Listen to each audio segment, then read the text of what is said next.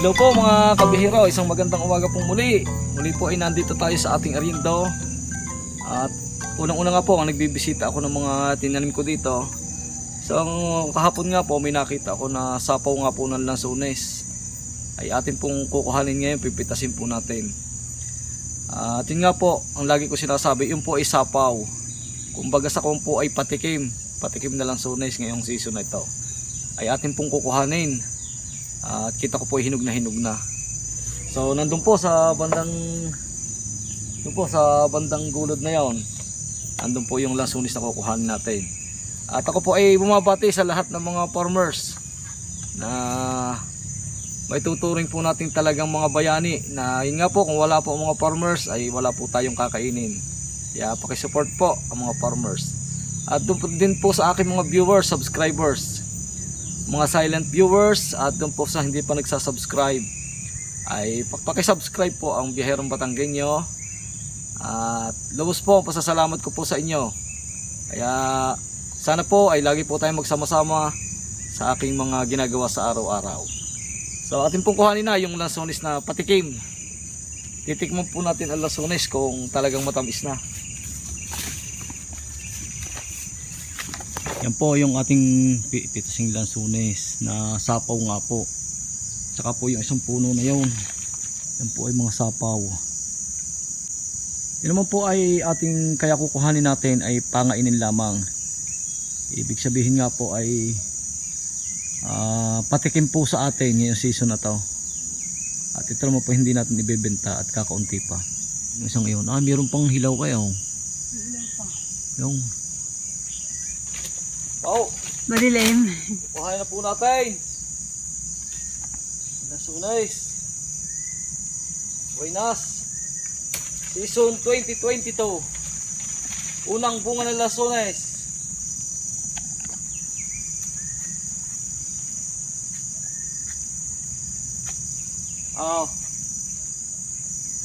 Hinog na hinog.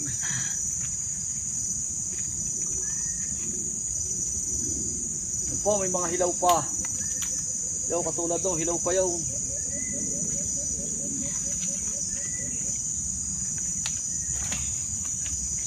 Malaking bagay pag may hagdan. Maaluan, umakyat.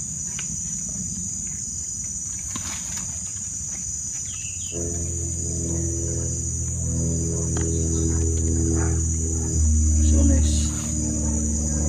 Nice ay yun nga po, nag-uumpisa ng yan, ganito nga pong panahon may nakukuha ng pa isang kilo, 2 kilo. So ang tagdami po ay buwan ng September hanggang October. At minsan nga po inaabot pa ng November. Yun nga pong mga variety ng lansones dito ay katulad nga po ng native, longkong, duko, at saka po itong yung Davao, yung malaki po. Yan po ang bali 4 na klase po ng lansones ang mga nabibili po natin dito sa Batangas.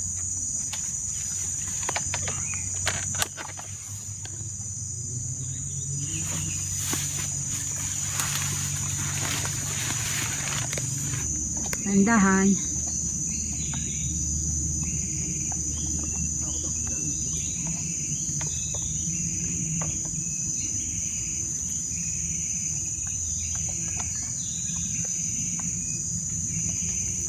Bagay na naman.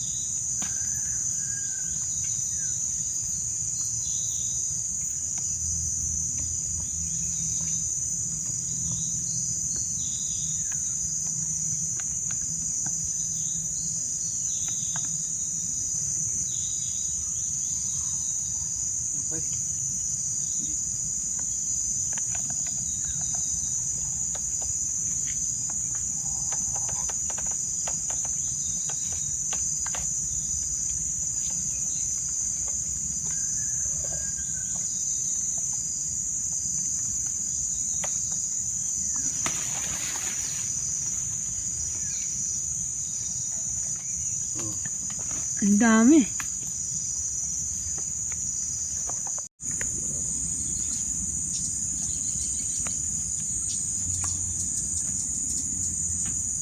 Ay, naling-aling nga pa ko pa. Hilaw pa. Hilaw pa. Sambalaybay. Ha? Yo, sambalaybay hilaw pa.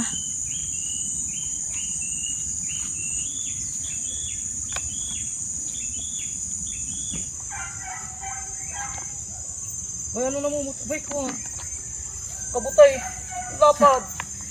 Saan? Wak.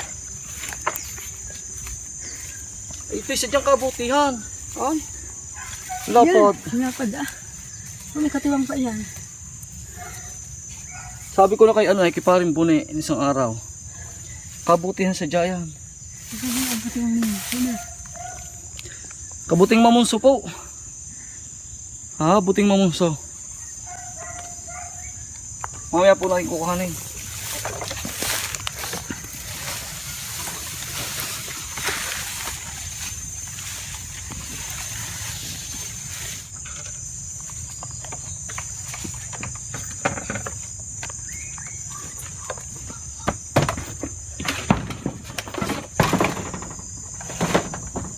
Yan po mga kabihirong ating harvest na lansones. Nga pong sapaw. Yan po ay patikim sa atin ngayong season 2022. So titikman po natin kung matamis na sadya. Po atin po titikman ng ating lansones. Yan po sumisirit na. Yun po nga ang sign ng lansones pagka po talagang hinog na. Pag biniak po ninyo, sumisirit po yung sabaw. Yung po ang palatandaan ang lansones po natin ay talagang hinog na. Kaya nga po na sinabi ko dati, dun nga po sa hindi pa nakakaalam, yun po yung tatandaan kung sa halimbawa kayo bibili ng lansones at pag binak nyo po ay sumirit ang sabaw, ibig po sabihin ay hinog na. So tikman po natin. Tamis na. Parang nga pong napapanahon ng lansones ngayon. Native po ito.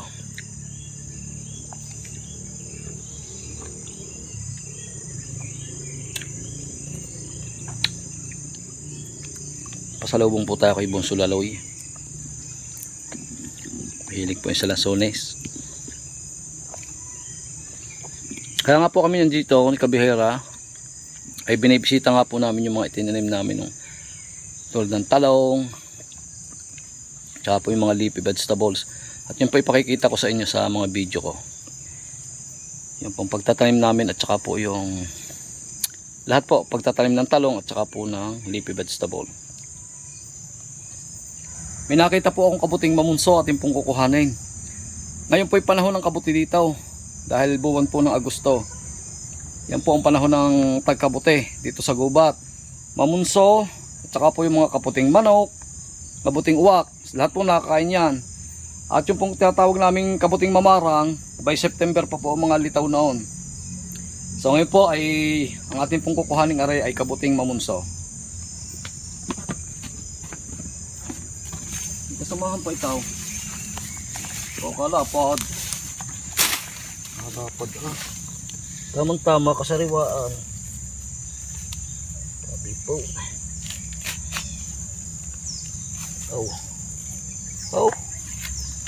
Ang lapad.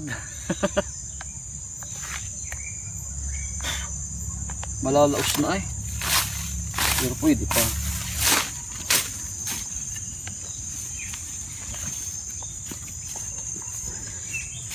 Saan na po kami ng pandagdag sa kabuting? Ari! Ayan. Isa. Lalo naman po yung kabuting uwak.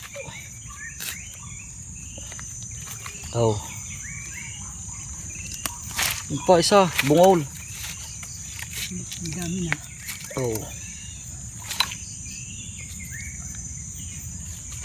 Dalawa.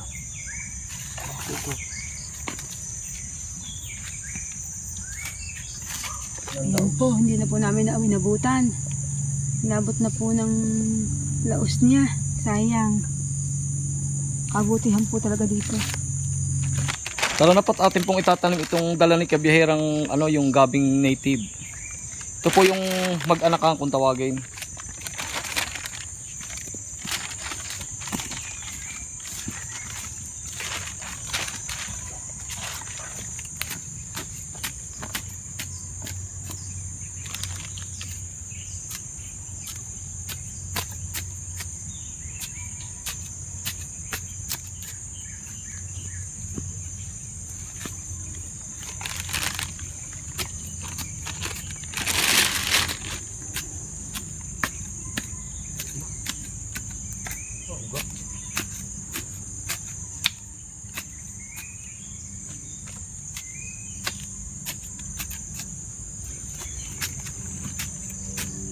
Mahal po ang kilo ng laman ito.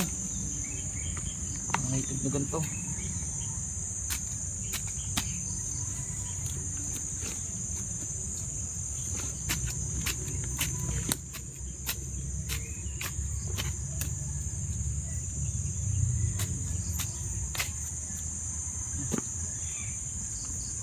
Gaganda yun ang diyan.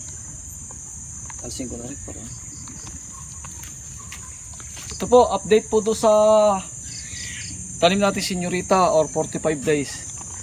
Nga po sa mga nagko-comment, kinukumusta po yung ating tinanim na senyorita.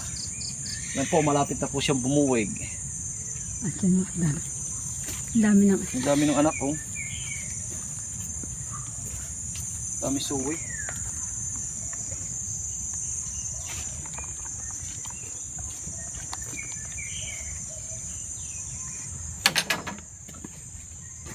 Oh, may lasunis na, may kabuti pa. O pa tayong talbos ng sila eh.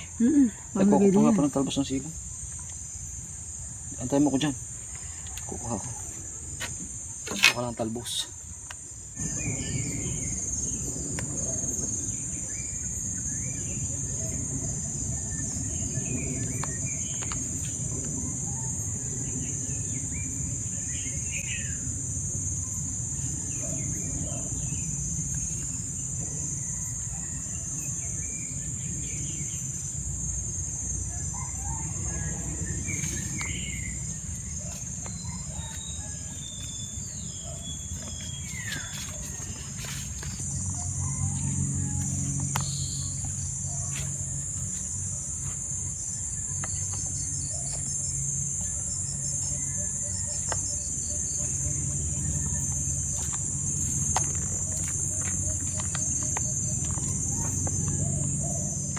Ano po, talbos.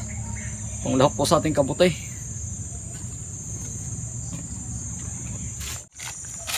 Ayun po. Maraming salamat po. Yan po, nakuha na nga po natin yung patikim na lansones ngayong taon na to. At nakakuha pa tayo ng kabuti. Tapos si kabiyahera nga po, yung pala may dalang native na gabi yung mag-anakan. Yun po, naitanim na natin. At yan po, na-update na po natin yung ating 45 days or senyorita na saging. Yan po, kaya po ako po'y natutuwa sa araw na ito at tayo po'y maraming nagawa. Kahit nga po sa kaunting oras ay marami po tayong nagawa dito sa ating taniman. At ngayon po, kaya po kami uuwi na ni kabiyahera. Kami po uuwi na ngayon. At kami po may bibisitahin na turmeric at may na-order po sa atin na isa sa nga po sa subscriber natin na taga Quezon ay nangangailangan nga po ng pambihinihin ng turmeric. So doon po sa kapwa farmers namin na taga Laguna, doon po kami titingnan po natin kung po pwede pang itanim. At siya nga po namin pagkakaabalahan ngayon ni kabiyahera. Kaya ako po ay nagpapasalamat muli sa lagi niyong pagsama sa aking mga video. At yun nga po, inuulit ko sa lahat nga po ng mga viewers, silent viewers, subscribers, at doon po sa baguhan pa sa aking channel, please subscribe po at huwag naman nyo pong i-skip ang ads. At doon lang po nakita si kabiyahero. Kaya ako po ay nagpapasalamat at yun po ay bilang balik ay hindi po ako titigil hanggang sa abot ng aking makakaya para po makapagbigay ng tamang impormasyon sa pagtatanim, sa aking karanasan sa sari-saring halaman. Kaya muli po, ako po ay nagpapasalamat sa pagsuporta nyo sa aking channel at sana po ay tuloy-tuloy at patuloy po tayong magbibigay ng mga tips para sa pagtatanim ng sari-saring halaman at sa pamimitas ng mga prutas sa mga susunod na araw. Sana po ay tuloy-tuloy ang panonood at pagtutok sa aking mga videos at yun po ay marami kayong matututunan. Kaya hanggang dito muna po uli. Marami pong salamat. Yun nga pong lagi kong sinasabi, lagi po tayong mag-iingat. At sana po ay marami pa pong biyaya ang dumating sa ating buhay. So yun po, marami pong salamat.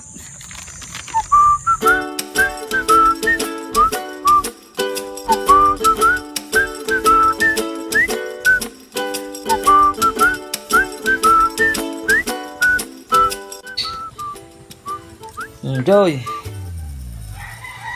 Joy, pasalubong ko sa iyo. Sapaw na lansunes. Yan. Ang tamis. Wala po ang dalawa ni ate. Nasa school po.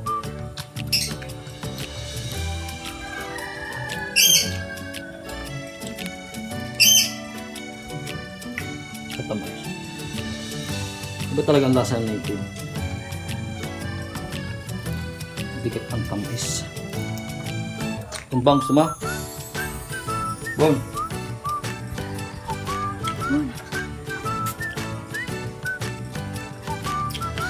Ayan.